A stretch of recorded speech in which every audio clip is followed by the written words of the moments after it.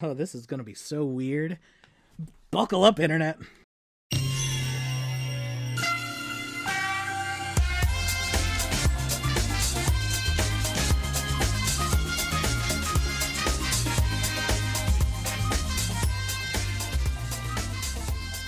Hi, everyone. My name is Corey Anatato, and welcome to the Game Show Gauntlet, the Celebrity Game Show Gauntlet solo mix. We have a very special guest here today because we're playing for a very special cause. Ladies and gentlemen, the host of Temptation Island, Russian Roulette, my wife's favorite show that's not on MTV, Antiques Roadshow, and the announcer of Shop Till You Drop, Mark L. Walberg.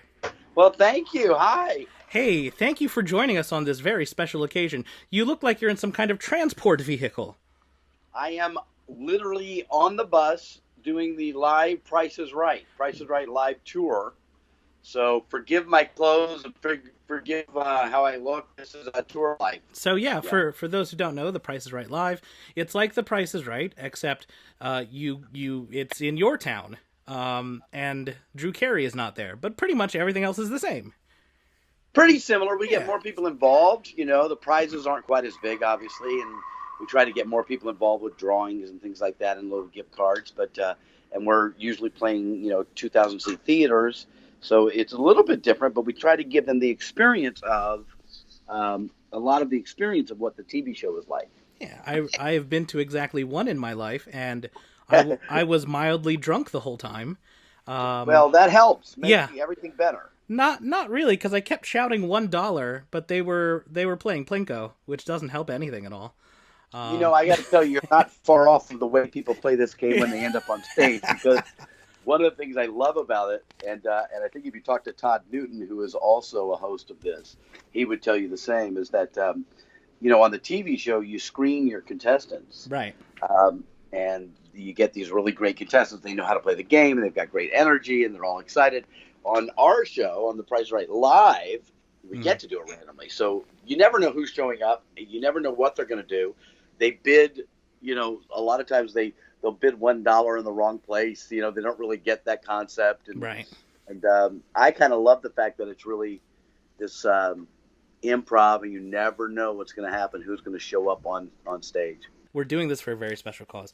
As Yes, people know, Alex Trebek, our collective grandfather of the nation, he has announced that he is suffering from stage 4 pancreatic cancer, which is not great. He's in very good spirits. He seems to be doing well. He's at work, which is great. And so what I wanted to do was do what I could to show my support and to help out a bit. So what better way to do that than to hoist the responsibility of earning money onto someone famous? So, Mark, here's what we're going to do. Okay. We're going to play the Game Show Gauntlet solo mix. We've got 5 games loaded up just for you. Okay. You're going to go up against the house. Each game is worth $1,000, so you have a potential of $5,000 you could win. Then we'll play box 23, our bonus round at the end. You could potentially double your money. For every $100 you win, I'm going to throw $1 to the Pancreatic Cancer Action Network, which means that you could walk away with a $100 donation, which is very good. Well, that would be great. I would be thrilled about that. Concentration. Classic concentration. Okay. So, here's how the game works. This is one of Trebek's games. I thought this would be fitting to drop him in there. So, I've got 15 numbered boxes here. Behind each box, there is a luxury vehicle. And all you have to do is find the pair of matching vehicles. There's 7 pairs altogether. If you can get 1 pair, I'll give you $100. If you can get all 7 pairs, I'll give you $1,000. Does that make sense? Let's play. All right. Time is going to start with your first selection. 1. Alfa Romeo. All right, you got to read it for me. All right, 2. Jaguar, not a match. 4. Cadillac. 5. Volvo, not a match. 7. Audi. 8. Volvo, not a match. 5. Volvo. 8. Volvo, that's a match. 3. Jaguar. 4. Cadillac, not a match. 2. Jaguar. 3. That's a match. 6. Audi. 7. Match. 9. Lexus. 10. Mercedes. 11. Give me one more. 4. Cadillac. 4. Cadillac, that's a match. All right. All right. There we go. So you got 1, 2, 3. That's 4 matches. We're going to put $400 on the board. So you have $400 right now, which is excellent. Great. Let's talk a little bit about Temptation Island, because you just got picked up for a second season. Thank goodness. So yes. what was the impetus for bringing that back after a very long hiatus? Craziest thing in my career is to do a show and then 18 years later get a call saying, hey, let's do it again. I couldn't tell you what the impetus is, although the brand, this is one of the shows, and there are a couple in my career that were big hit shows and canceled, not because of ratings. 18 years after I do the first season, they call me back and they pick it up. So it was a complete shocker. So I got off the road from doing Price is Right. I read that they picked up Temptation Island, and but I'm thinking, can't imagine they're calling me. I'm in my 50s now. I said, however, it would be a great promo to say after 18 years, Temptation Island comes back on the air, and the only couple that's still together is the host. They had already kind of made up their mind of what they wanted to do, and next thing I know, I was in Hawaii doing the show again. That's amazing. That's incredible. Yeah, pretty amazing. And incredible that I think that the show has a pretty lasting cable appeal. With all the housewives and marriage boot camps and all these kind of reality shows testing the limits of relationships, and I think now on cable, that's going to be a real big success, and it's a testament that it's got as a season 2. So yeah, it's really doing great in the ratings, and everybody's thrilled. And one of the things that I always mention is that temptation in a relationship is even worse now, because while you're in a committed relationship, you open up your phone and it's Instagram, and everybody's posting their sexiest stuff, and whether you want it or not, so you're tempted on your phone instantly. As people are right now looking at us on this Game Show Gauntlet, tempted by our beauty. Let's move on to game number 2 in the gauntlet. There you are. Name and light. High rollers. Oh boy, I don't know this one. Oh, this is one of Trebek's. I know this. I just don't remember how to play it. Well, that's okay. I am here to walk you through it. I am here to walk a game show host through game shows. My life is almost complete. Let's play high rollers. Like looking into a mirror.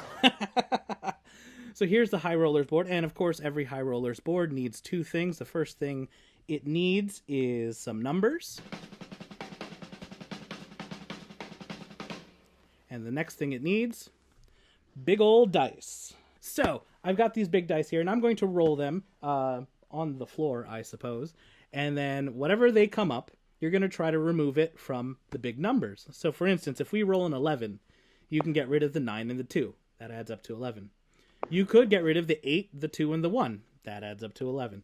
Basically, whatever you roll, knock it off the board. The goal is to get all 9 numbers off the board. If you can do that, I'll give you $1,000. For each number you do knock off, I'll give you $100. If you roll doubles, I'll give you insurance that will protect you against a bad roll.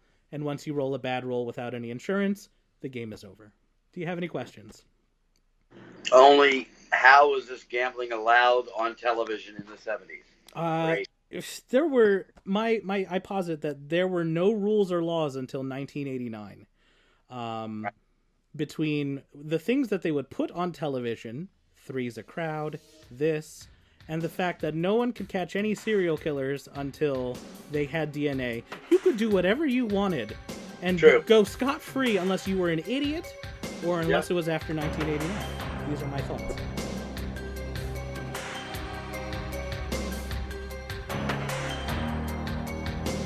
And my wife, who is off screen, is going to help me because I rolled the die far away and I can't get it. Thank you. All right, here we go. Lovely assistant, I'll help you. This is Ruta Lee. Hi, Ruta Lee. Here's your first roll. You imagine Ruta Lee in your living room with your wife. That'd be great. You rolled a 9. That's your first Did roll. I? So what would you like to get off the board? And I'm trying to remove all of them, right? Yes. So it would be good to do, like, say, 4, 3, and 2.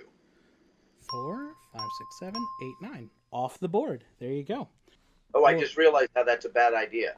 Do you want to change it? We can change it. Because the big numbers you should get off. So let's do can we do 6, 3? Yes, we can. All right. All right, here we go. So I'm going to roll again. And we have a 3 and a 2. So that's a 5. Yeah, it's taking the 9 off when I hit it. I'll take the 5. Okay, 5 is off the board. Here we go again. Get lucky here. And we have, hey, look at that. We have doubles. So okay, what happens with that? You get an insurance marker, which protects you against a bad roll. And now you have a 6. And the only way we can get rid of a 6 right now is the 4 and the 2. So let's walk you through your safe rolls. 7, 8, 9, 10. Yep. Yeah, that's it. Yep. I blew. Let's go. Let's go. Here we go. I'm going to roll. And, well, you're not going to believe this. You rolled an 8. Well, of course I did. How would you like to get rid of the 8? How would I like to get rid of the 8? I think I want to take the 8. Okay. It leaves me the 1 for stuff to deal with. So you can roll a 7, an 8, a 9, 8 or a 10. 9 or a 10. There you go. So you're in the same boat, just with one less number. That's good. And you rolled a 5. So... Womp womp. But I have insurance. You have insurance. I'm going to take away your insurance marker. And now this is for all the marbles. Give this a nice good roll. I think I made a critical error. You rolled a 5. Yeah, I did. Up at the very beginning. That's how it gets you. But you got rid of 1, 2, 3, 4, 5. You got rid of 6 numbers. So I'm going to give you $600. And you now have $1,000. Well done. Woo! This is pretty. You're making your way. So, as a host, you've hosted many shows. Yes. But as a contestant, you've been on, I want to say 3. I know you were on Weakest Link. Yes. I know you were on Lingo. Oh yeah, Lingo and Street Smarts. And Street Smarts. That's the third one. Yep. The day I was doing the Weakest Link, I was driving and I was on the phone, and my young son, he's now grown, but he was young at the time, was sitting in the back seat, and I'm on the phone, and he's like, Dad, Dad, Dad, Dad. And I'm like, what? And he goes, what's a million times a million? And I freak out. I'm like, Morgan, you've been asking me that for weeks. You know I don't know the answer. Why are you bugging me while I'm on the phone? He said, I asked my teacher, a million times a million is a trillion. It's the number 1 followed by 12 zeros. I'm like, oh, whatever. That night on the show, final round, final question. What's the American word for the number 1 followed by 12 zeros? Oh, whoa. That's how I won the Weakest Link. On Street Smarts, I was playing against my best friend, Mark DiCarlo. Mm-hmm. And going through the rules, and he's in the makeup chair overthinking things. He said, at the end, you're supposed to, you bid, you wager, just like on Jeopardy, but if you lose, he said, so you should wager everything but $2, not $1, in case the other guy wagers everything but $1. We get to the end. I wagered everything but $2. He wagered everything but $1, and I won. And then on the Lingo one, I was late to the studio. Oh. And I had not seen Lingo, even though I was on GSN. So the only rules I got of the show were the rules that Chuck Woolery sped through, when they do the show. And my partner was Mark Summers, and we were playing against Kennedy and Graham Elwood, both of whom I completely respect as being geniuses. They're so smart. And I run the board. Like, Mark Summers barely answers anything. And I break the record of the highest score ever on Lingo at the time. I think I had the end. Stage, S-T-A-G-E. Maybe. Got it. Yeah. Hello, H-E-L-L-O. Yes. Maybe, M-A-Y-B-E.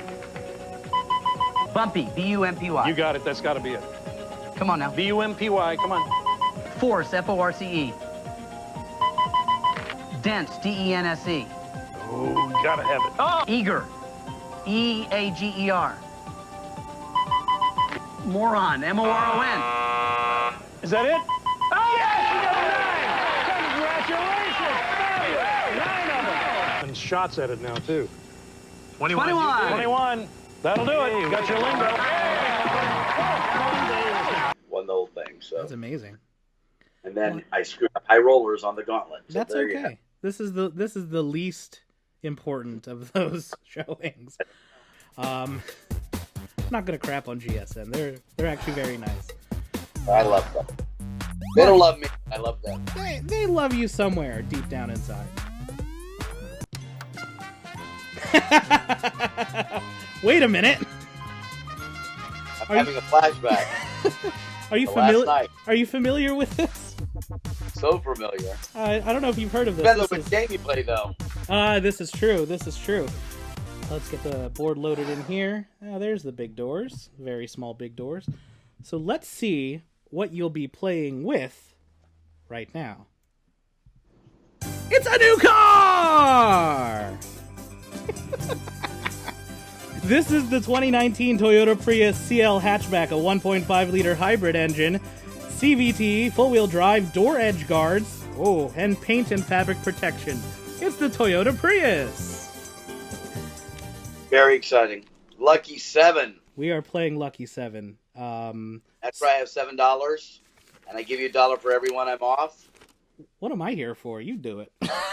It's not a game we play on The Price is Right Live. It's just this is me as a fan knowing this game. There you go. Yeah. So, yes, you're absolutely right. I have 7 $1 bills right here, and I will keep track of them for you because I can't put it in the camera. Yes, I trust you. Let's show you the first number in the price of the car. It's a 2. Of course it is. 2019 Toyota Prius CL hatchback. What is the next number in the price of the car? 4. Is it a 4? It's a 3. Bad. Take $1, throw it away. All right, $6 left. I just need $1 left, and I will trade that $1 for $1,000. What's the next number in the price of the car?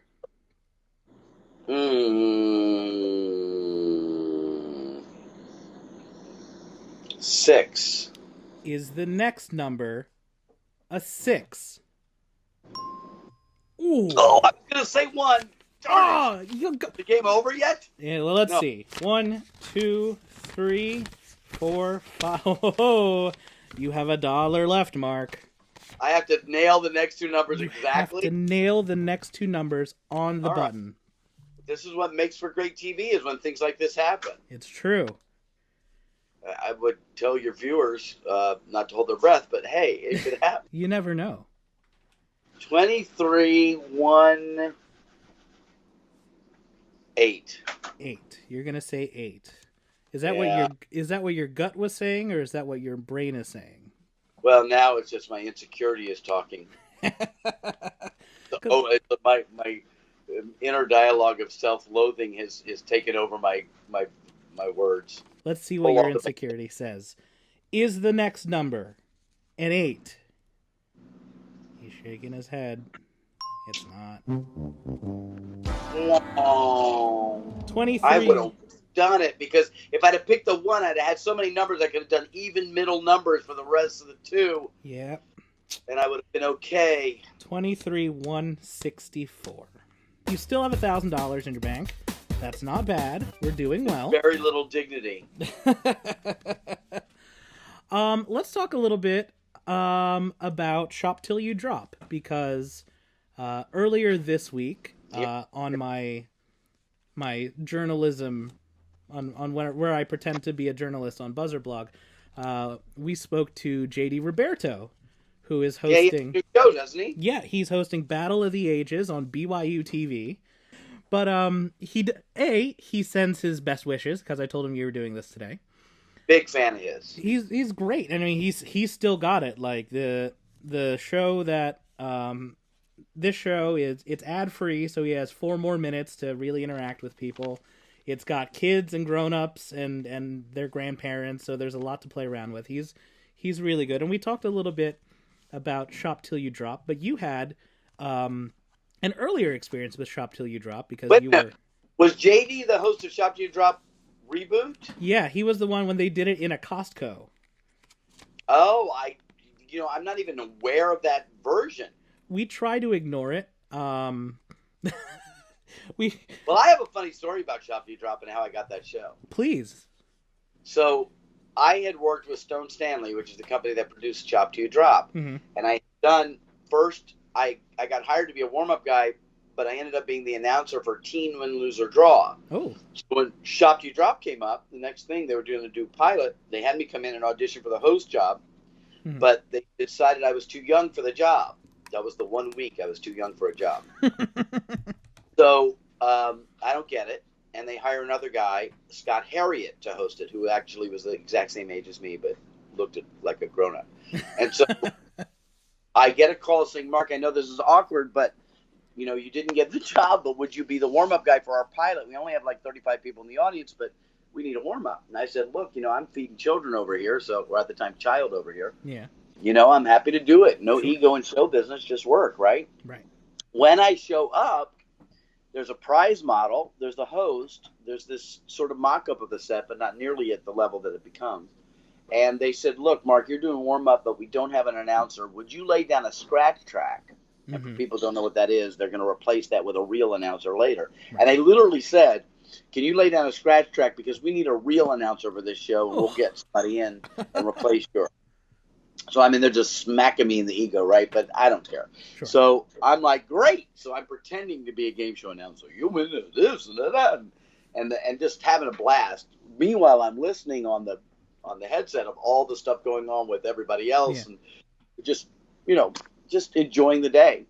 Well, they finish the taping, and they take the line cut of the pilot to editing before they edit it and before they replace my voice. And the head of the network at the time said, we love the show, we want to pick it up for a series. Let's get rid of the host, let's get rid of the prize model, keep the announcer. No.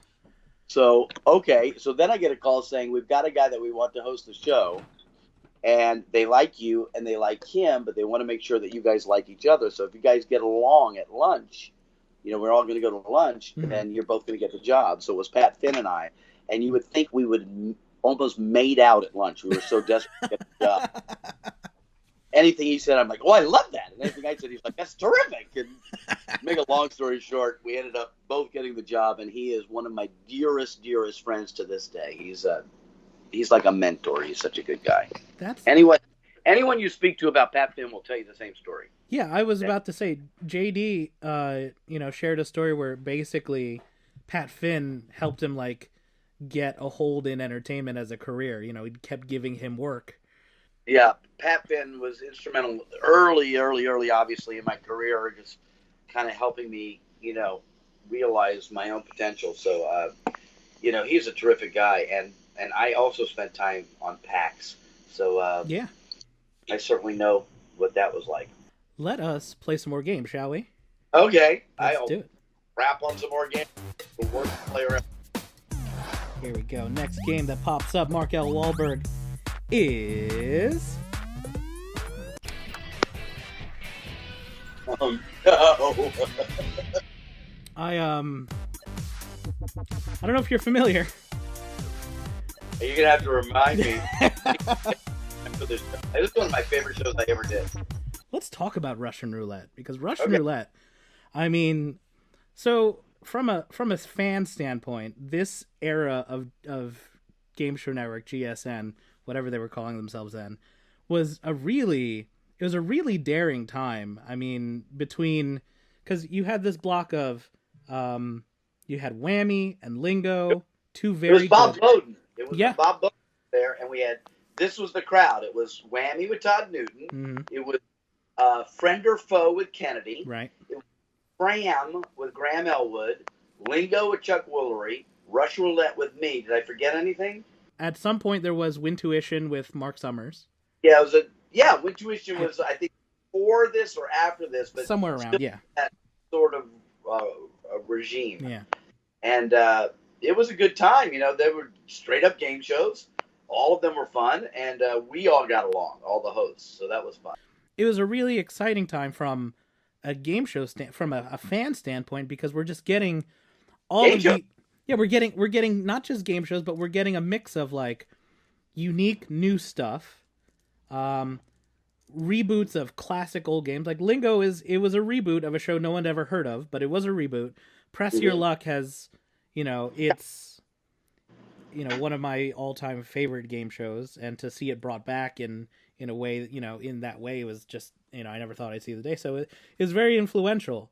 And let's see it again. I think that one's coming back. It's coming back on ABC. I have my application, and I am so desperate to get on the show.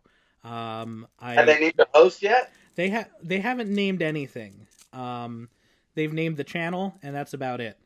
You should probably call your agent, because you could be a Tamarkin-ish kind of thing.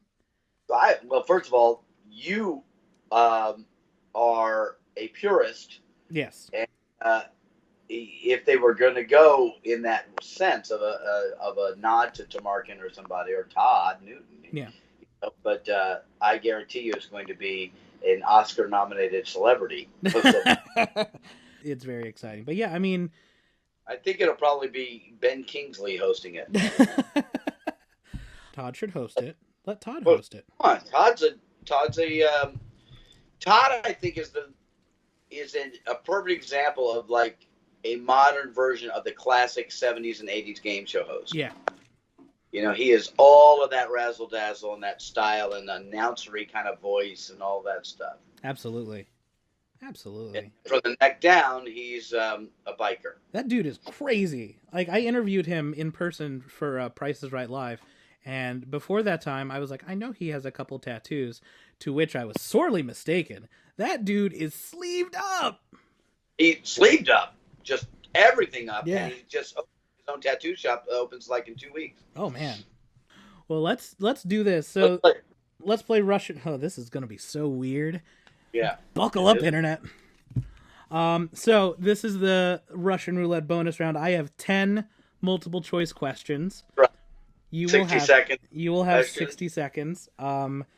Give me the correct answer and you stay alive. You can pass. We'll get back to it if there's time. If you can get all 10 right in 60 seconds or less, I'll give you $100,000. Well, no, I'm going to give you $500. We're a very low bit of fare here. We don't have GSN money.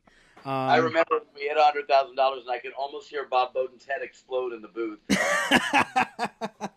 Well, if you survive the 10 questions, then we'll play Russian roulette if you'd like, for a chance to double your money. Okay. Are you ready, Mark L. Walberg? Yes, I am. This is weird. Let's play Russian roulette. Embrace the weird. 60 seconds start after I finish reading the first question. All right. Shake it off. Pretend to be a game show host in front of the game show host. Ready? Here we go. Picayune, brigadoon, or greasy spoon? What's a slang term for a small, unhealthy restaurant? Greasy spoon. Correct. Elastics, gymnastics, or plastics? What one-word piece of career advice is offered in the film The Graduate? Plastics. Correct. Ultima, Optima, or Eczema? Which one is a model of car from Nissan? Ultima. Correct. Kangaroo, Crunch, or Kirk? Which captain does not have a mustache? Kirk. Correct. Snapper, squid, or scrod? What are you eating if you're dining on calamari? Squid. Correct. Punk, skunk, or junk? Which is a Chinese ship? Junk. Correct. Big Mac, iMac, or Bernie Mac? Who was born Bernard Jeffrey McCullough? Bernie Mac. Correct. Denver, Pittsburgh, or Baltimore? Which is known as the Steel City? Pittsburgh. Correct. Brown Betty, Brown Nose, or Brown Bomber? Which is a classic apple dessert? Brown Betty. Correct. Lion, tiger, or bear? Which animal describes a down stock market? Bear. Correct! That's all 10! I did it! Whew! With 5 seconds to spare, Wow. you have just banked $500. Now, Mark L. Walberg, I feel complete. you feel complete, but we do still have one last question. You've got, every 10 seconds that passed by, we opened up one drop zone. 5 are now open. Would you like to play Russian roulette one last time to double up your money? Or keep your $500? Of course I would. All right, let's do it. What do you take me for? Some B alternate contestant in the holding room? All right, let's play Russian roulette. Bring it. We're going to close all the drop zones up. That blue one is your safety. Are you ready? Yeah, this is a ridiculous gamble, but it could happen. It would make excellent television. Yes. So, you just say the word, and I'll start Russian rouletting. Buzzer. There it goes.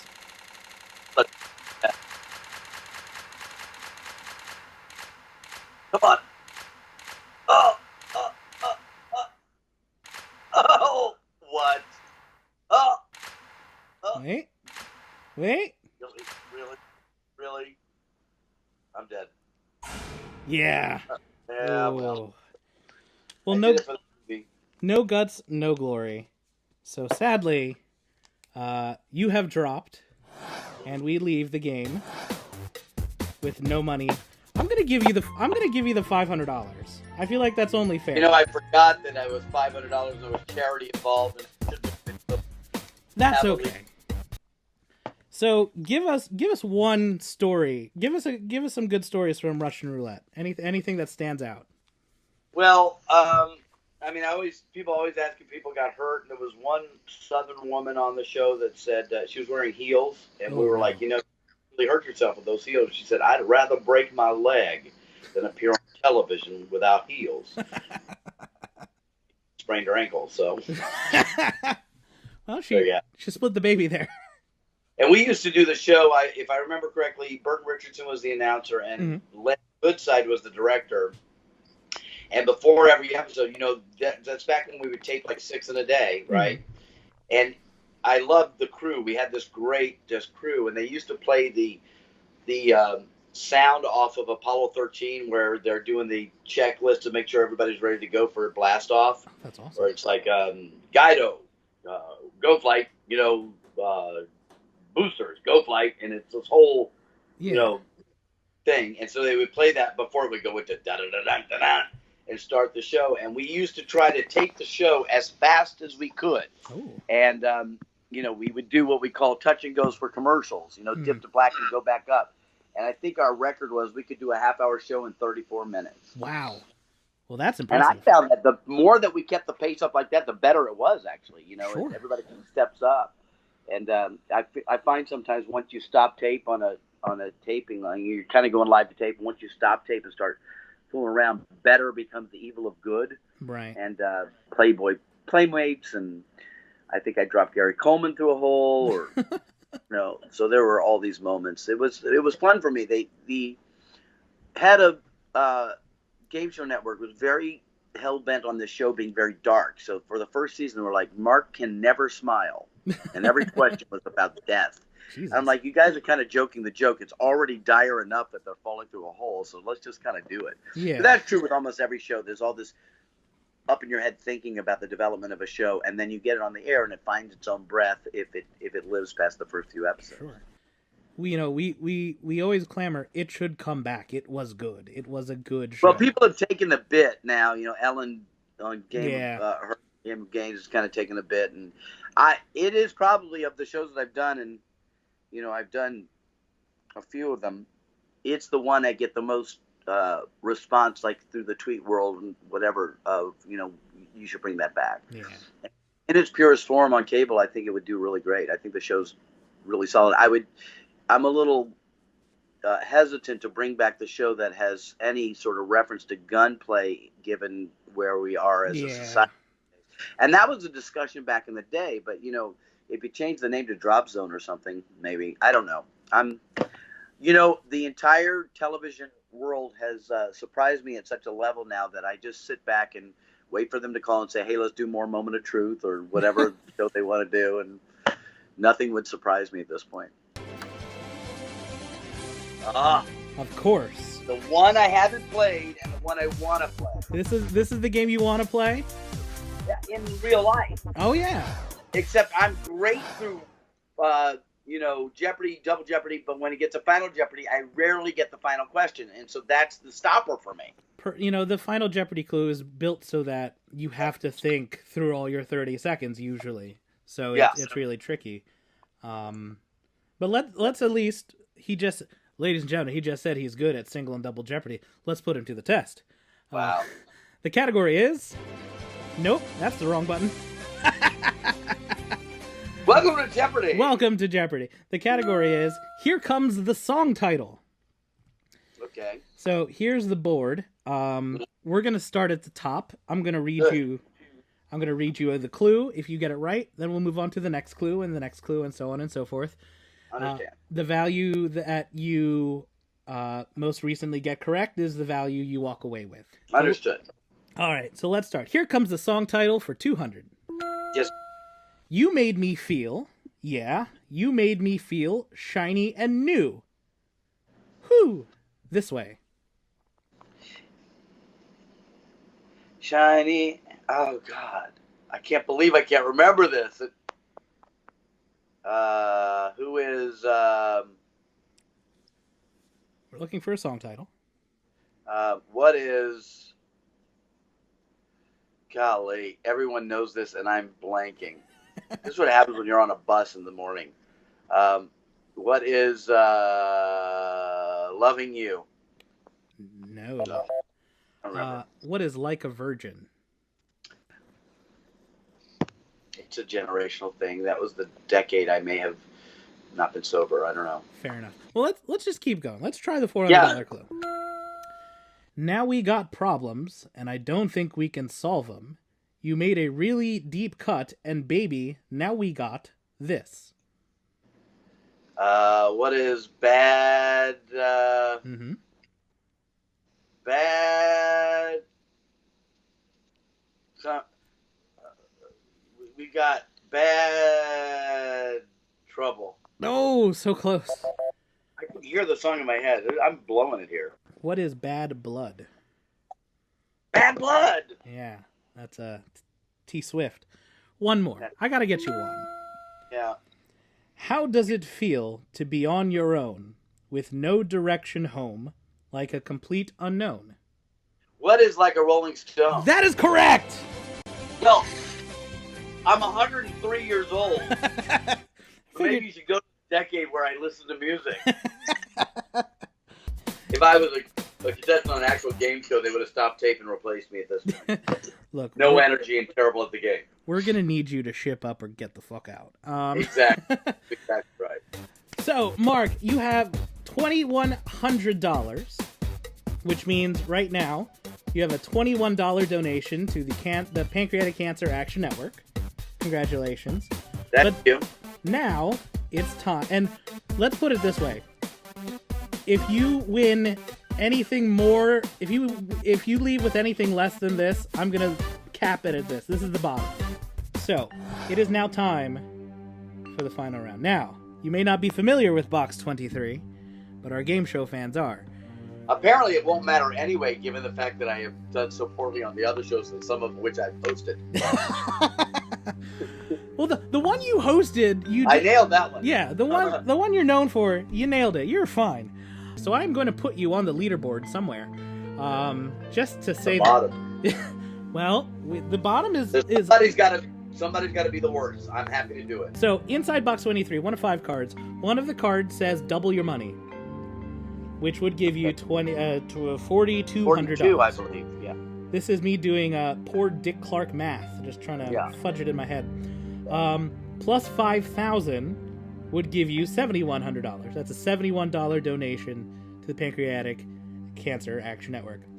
Get your money back. That's it. You get that money back. Or you can half it, which would leave you with $1,050, or you could leave with nothing. Mark, that's as I started. Exactly. I did not. I came here with nothing. I'm going to leave with nothing. That's how I do. Let's go. Mark, now you do have a choice. It's a silly choice because I didn't think this part through. Would you like to buy Box 23 for your $2,100? Yes, I think right. I would like to do that. Mark, thank you for being on the show. This has been fantastic. My mind is blown. How bad he is at game show. Well, you're the host. They're not hiring you because you're good at the game. No, but I had a record. I was proud of my prowess. And you know what? You could still set a record. I think if you got the plus 5,000, you would be in first place on our leaderboard. Well, I love keeping hope alive, so. Temptation Island returns. Do we have a return date on that yet? And the new season, I'm told, is going to be October. Oh, okay. So we've got Temptation Island coming back in October. Antiques Roadshow still on TV all the time. When we watch, like, our TV is permanently on PBS, so because we just watch DVR stuff. So when we turn on the TV, usually you're letting us know. You're trouncing through a thrift shop with an expert looking at old glasses. It's very nice. I always do the sexiest stuff. Anything else you'd like to plug or mention or anything? No, I'm just, check your local listings if we're in your town for Price is Right Live. Absolutely. Yeah, I don't have anything else. I'm just happy to be alive. What is inside box 23? Build for drama. I know. Hold for editing. This music goes on for a while. We're all good. I'm giving you pensive looks. Thank you. Yep, there it is. Yep. Let's open the box. Half. But that's not nothing. That is not nothing. No, that's half. And at least I had really no choice. I mean, it just happened to me. It's true. We're gonna donate. We're gonna donate $25 straight. We'll just do that. Well, I would like to up that to $100 if I can get it. Yeah, absolutely. So, I'm the first contestant to pay out of pocket because they suck.